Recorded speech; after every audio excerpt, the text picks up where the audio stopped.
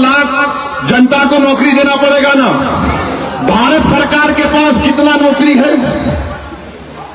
भारत सरकार के पास कितना गवर्नमेंट में नौकर है मालूम आपको? पूरा भारत सरकार के पास 55 मंत्रालय हैं।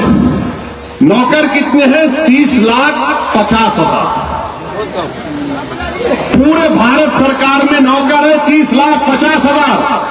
और तेजस्वी बोलता है कि बिहार में 2,75,00,000 लोगों को नौकरी दे देगा। अरे भाई, क्या कंपटीशन चल रहा है तुम में मोदी में लंबा लंबा फेंकने का? अच्छा, अभी अगर 2,75,00,000 लोगों को नौकरी देते भी है, समझे, मान लिया, वरना बोलेंगे ओवैसी तेरा क्या। ठीक है, चलो, एक आदमी को तो कम से कम 25,000 देना पड़ेगा तनख्वाह। 25,000 देना पड़ेगा ना।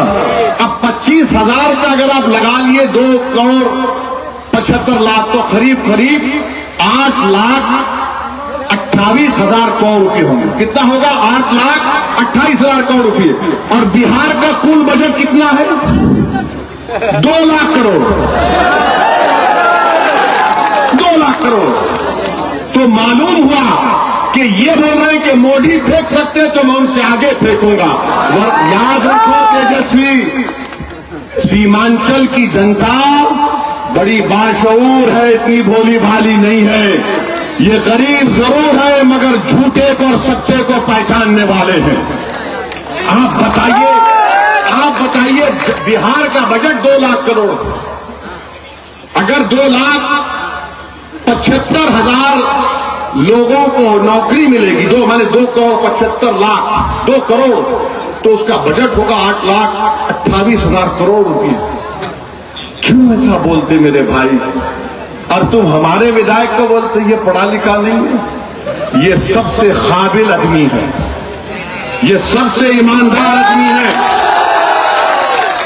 ये जिस पार्टी में रहा उसका वफादार बनकर रहा। और हमने इनका नाम कब ऐलान किया? चुनाव से पहले नहीं, 4 महीने पहले अप्रैल में आकर किया था बहादुरगंज में कि तौसीफ आलम मजलिस का उम्मीदवार होगा। कि तुमने गठबंधन में मल्ला वीआईपी पार्टी को लिया, तुमने गठबंधन में मल्ला वीआईपी पार्टी को लिया। और उसने इलेक्शन से पहले तेजस्वी के बाजू बैठकर कह दिया कि हम उप मुख्यमंत्री होंगे, मल्ला का बेटा उप मुख्यमंत्री होगा। मैं सलाम करता हूं मल्ला बरादरी को, जो बिहार में 3 और 3.5% के दरमियान में है। मैं 17% हमारे भाई बहनों से, अल्पसंख्यक समाज से पूछना चाह रहा हूं, मेरे भाई, तुम कब अपनी जबान को खोलोगे? तुम कब तक सिर्फ असदुद्दीन ओवैसी को गाली दोगे? तुम कब तक मजलिस को बदनाम करने की कोशिश करोगे? याद रखो, मजलिस सीमांचल के घर घर में पहुंच चुकी है। मजलिस सीमांचल के नौजवानों, बुजुर्गों के और मां और बहनों की दुआओं में शामिल हो चुकी है। तुम्हारी गाली और तुम्हारी झूठ से फर्क पड़ने वाला नहीं है। इस सरजमीन पर इनकलाब लिखा जा चुका है और इनकलाब आएगा इंशाअल्लाह ताला।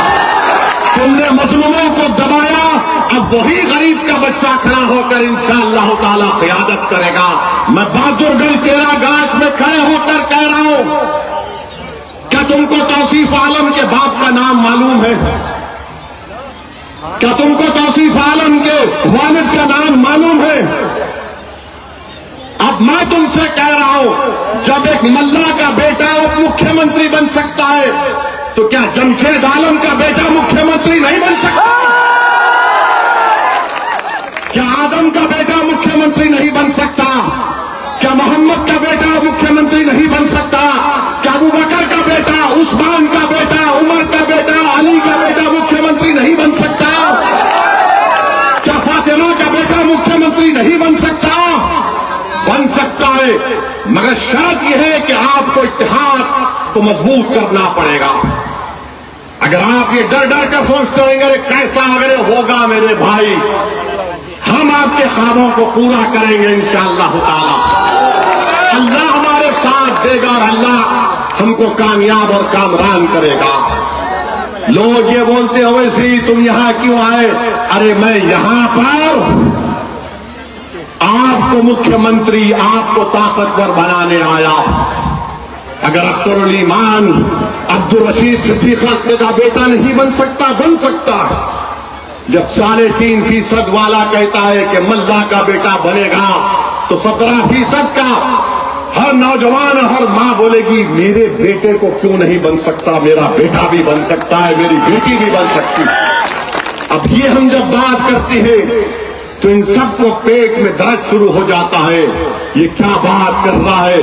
बराबर हिस्सेदारी की बात होगी, सम्मान की बात होगी।